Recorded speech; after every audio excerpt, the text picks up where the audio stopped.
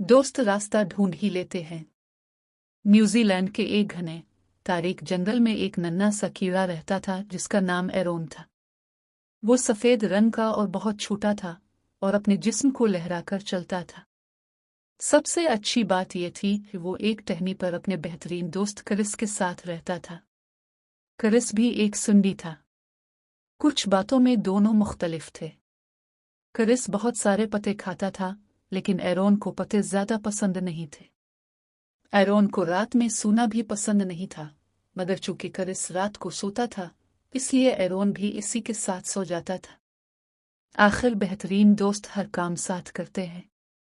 दिन के वक्त वो अपना पसंदीदा खेल खेलते थे।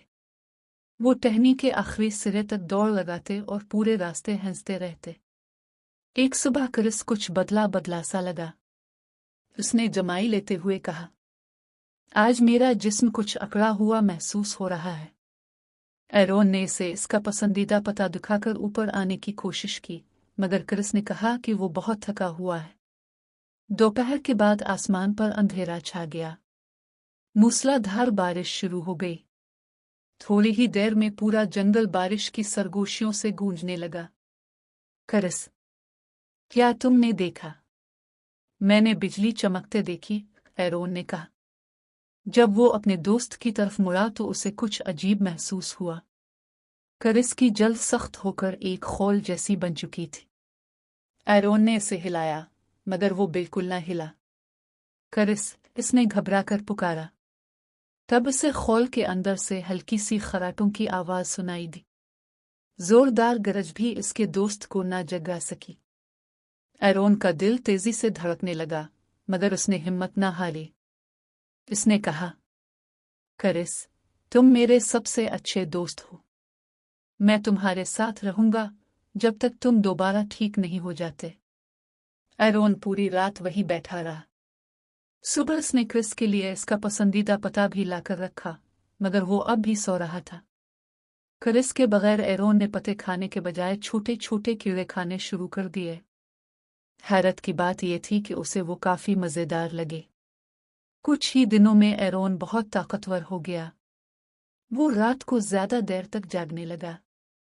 साफ आसमान वाली रातों में वो जुनूबी सलीब सदर्न क्रॉस के सितारे देखता और बहुत खुश होता, अगरचे उसे अपने दोस्त की कमी शिद्दत से महसूस होती थी। 7 रातें गुजरने के बाद एरोन ने एक अजीब मंजर देखा। 2 दरख्तों के फासले पर एक नन्ही सी रोशनी सितारे की तरह टिमटिमा। फिर एक और, फिर एक और।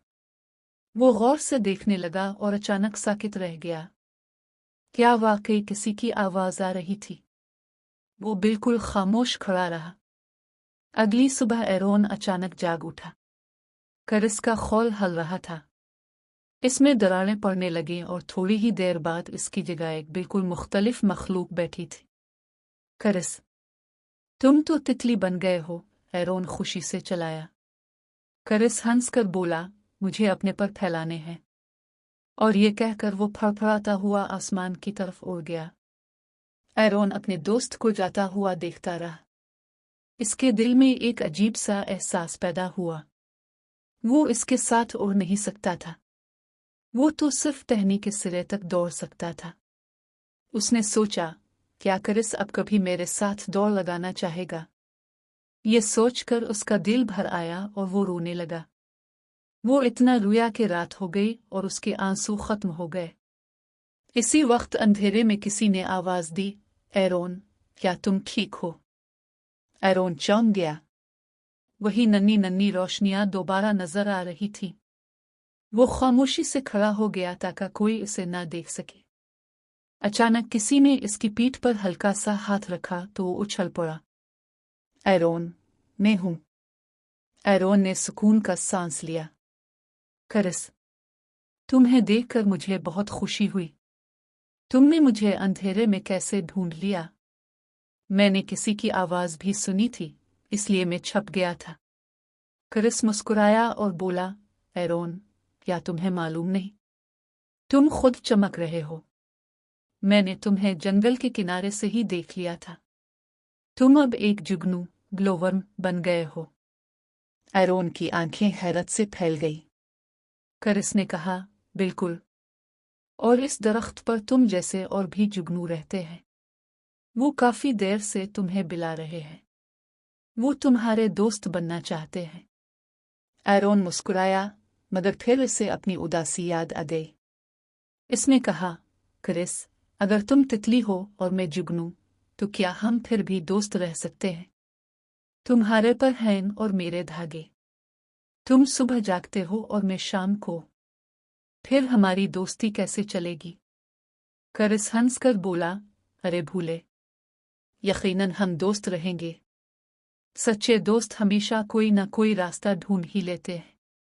इस दिन के बाद हर सुबह और हर शाम क्रिस और एरोन अपनी टहनी के सिरे तक दौड़ लगाते और पूरे रास्ते हंसते रहते।